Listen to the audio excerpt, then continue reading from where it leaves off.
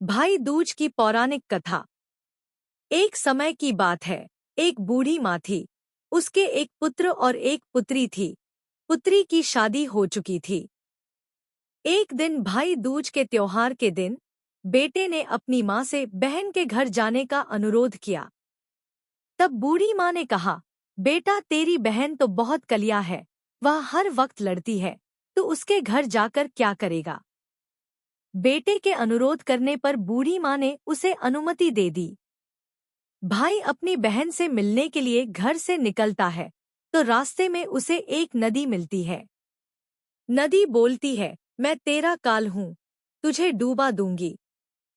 तब भाई कहता है, मैं कई साल के बाद अपनी बहन से मिलने जा रहा हूँ, उससे मिलकर आने दो, फिर वापस आते वक्त तुम मुझे डूबो देना। तो नदी मान जाती है और उसे रास्ता दे देती है। थोड़ा आगे बढ़ता है तो रास्ते में उसे एक सर्प मिलता है।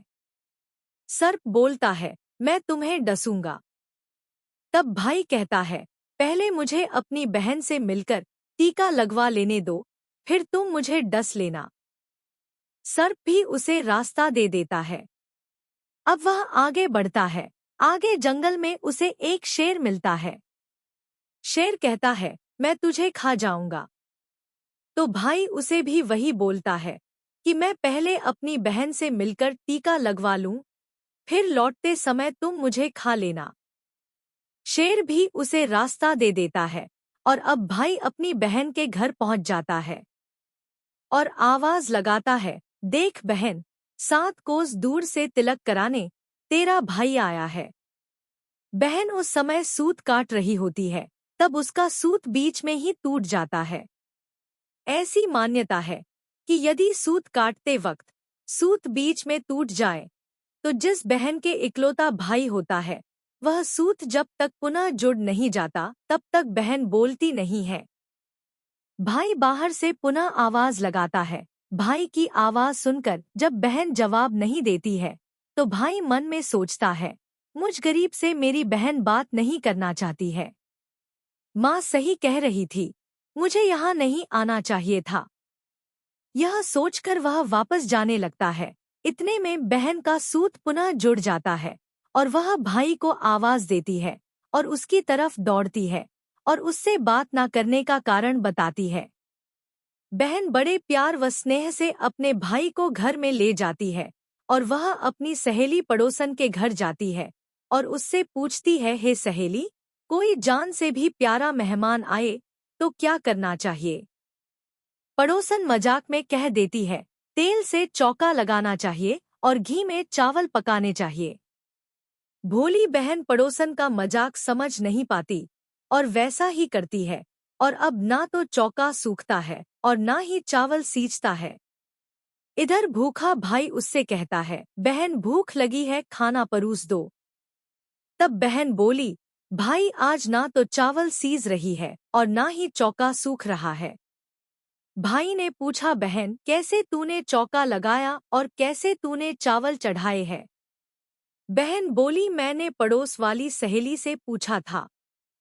उसने कहा, जान से प्यारा मेहमान आए तो तेल का चौका का लगाना चाहिए और घी में चावल चढ़ाने चाहिए।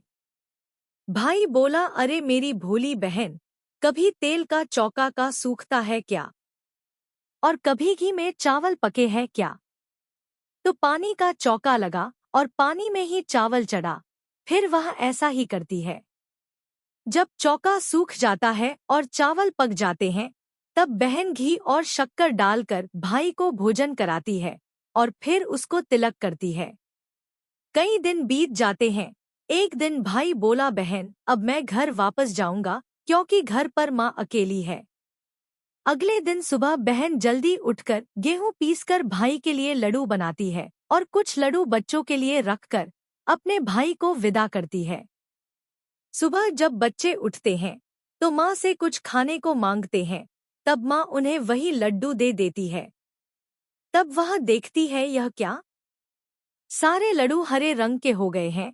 फिर वह चक्की में देखती है तो उसमें गेहूं के साथ एक सर्प भी पिस गया था। वह उन लड्डुओं को फेंक देती है और अपने भाई के पीछे पीछे भागती है। रास्ते में एक पेड़ के नीचे उसका भाई बैठा होता है। उसे देखकर भाई बोला, क्या हुआ बहन? तब बहन पूछती है कि मैंने तुम्हें जो लड्डू बांध कर दिए थे वह कहाँ है?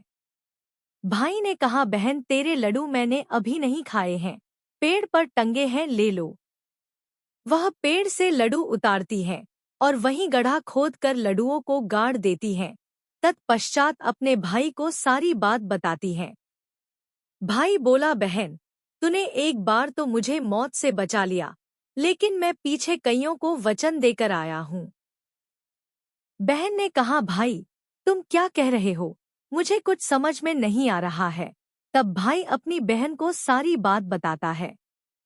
वे दोनों बैठकर वहां बात कर ही रहे होते हैं कि बहन भाई से पानी मांगती है। भाई बोला, थोड़ी दूर एक तालाब है, वहां से मैं अभी पानी लेकर आता हूँ। बहन बोली, मैं खुद जाती हूँ और पानी पीकर वापस आती हूँ। वह पानी पीने तालाब पर पहुंचती है तो देखती है कि वहां एक बुढ़िया बैठी है। वह उसके पास जाकर पूछती है, माँ तुम यहाँ क्यों बैठी हो? तब वह बुढ़िया बोलती है, मैं विधाता हूँ, एक बहन के भाई की तांत गाड़ रही हूँ। तब वह पूछती है कि माता वह कौन सा भाई है? तब विधाता बोलती है एक भाई जिसके प्यार में उसकी बहन ने सर्प की हत्या कर दी। बहन सोचती है कि यह तो मेरा ही भाई है। वह घबरा जाती है और विधाता से पूछती है, हे माता उस भाई को इस श्राप से बचने के लिए क्या करना होगा? विधाता उसे बताती है कि उसकी एक बहन है, जब वह उसे गालियां दे और उसकी शादी होने तक यदि वह हर घात को टाल देती है तो उसका भाई बच सकता है। वह तुरंत अपने भाई के पास जाकर कहती है, भाई मैं तुझे माँ के घर तक छोड़ने चलूंगी, लेकिन रुक मैं अभी आती हूँ। और वह शेर के लिए मांस, सर्प के लिए दूध और नदी के लिए ओढ़नी लाती है और दोनों भाई बहन आगे बढ़ते हैं। रास्ते में उन्हें पहले शेर मिलता है। जैसे ही वह भाई को खाने के लिए आगे बढ़ता है, बहन उसके आगे मांस का टुकड़ा डाल देती है। शेर मांस के टुकड़े को खाने में लग जाता है और दोनों भाई बहन आगे बढ़ते हैं। कुछ दूर जाने के बाद आगे उन्हें वह सर्प मिलता है और जैसे ही सर्प उसे डसने के लिए आगे आता है, बहन सर्प के आगे दूध का प्याला रख देती है। सर्प दूध पीने लगता है और वह दोनों अब आगे चलने लगते हैं। रास्ते में उन्हें नदी मिलती है जो भाई को डुबाने को तैयार होती है, पर बहन नदी को ओढ़नी ओढ़ा देती है। तत्पश्चात खुश होकर नदी रास्ता दे देती है। अब वह दोनों भाई बहन आगे बढ़ते हैं और अपने घर पहुंच जाते हैं। बेटी को देखकर माँ खुश हो जाती है, पर बहन उसी समय भाई को गाली देने लगती है। तब माँ बेटे से कहती है, इस झगड़ालू बहन को क्यों ले आया? तब भाई बोलता है, माँ बहन तो बहुत अच्छी थी, पर पता नहीं इसे आते ही क्या हो गया। थोड़े दिनों में भाई का रिश्ता आता है। तब सब कहते हैं, बहन पागल तो है पर भाग्यवान है। पर जब ससुराल वाले सगाई के लिए मिठाई लाते हैं तो बहन कहती है, इसकी मिठाई क्यों बांटते हो, पहले मेरी मिठाई बांटो। कई बड़े बुजुर्ग बोले, इसे भी भाई के साथ बैठा दो। सगाई शुरू होती है और वहां आग लग जाती है। बहन को तो पता ही था कि उसके भाई का हाथ है। उसने तुरंत ही वह आग बुझा दी। अब कुछ दिनों बाद शादी के कार्यक्रम शुरू होते हैं, परंतु बहन हर समय भाई के साथ रहती थी। जब भाई की निकासी होने लगी तब बहन बोली, अरे इसकी निकासी क्यों करते हो, पहले मेरी निकासी करो और इसे पीछे के दरवाजे से लेकर जाओ। बहन के इतना बोलते ही आगे का दरवाजा टूटकर गिर जाता है। सब कहते हैं, भले ही बहन झगड़ती है पर बार बार भाई की जान बचा रही हैं। जब भाई फेरों में बैठता है तो फिर बहन कहती है, इसकी जगह मैं फेरों में बैठूंगी।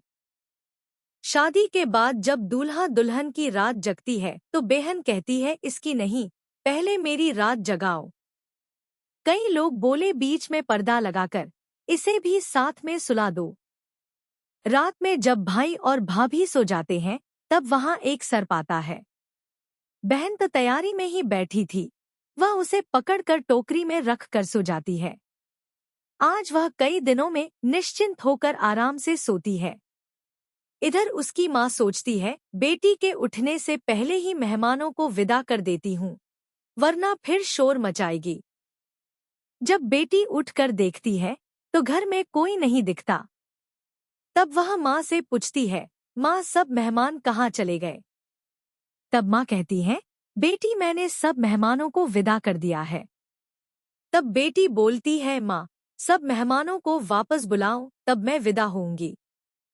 उसके कहने के अनुसार माँ सभी मेहमानों को वापस बुलाती है। तब वह माँ से कहती है, माँ आज के दिन के लिए ही मैंने पलने में पुत और चूल्हे पर दूध छोड़ा था और पागल हो गई थी। मेरे इस भाई पर साथ घात थी, वह टालने के लिए मैं ऐसा कर रही थी। उसकी यह बात सुनकर माँ और भाई बहुत खुश हो जाते हैं और सबसे पहले अपने बहन को विदा करते हैं और उसके बाद सभी मेहमानों को विदा करते हैं। इस दिन के बाद से ही हर बहन अपने भाई की लंबी उम्र की कामना से भाई दूज का त्योहार मनाने लगी। इस दिन बहन भाई का टीका करती हैं और इस कथा को सुनती हैं। बोलिए श्री राधा कृष्ण भगवान की जय, बोलिए यमुना माता की जय। अगर वीडियो पसंद आई तो हमारे चैनल को सब्सक्राइब करें। धन्यवाद।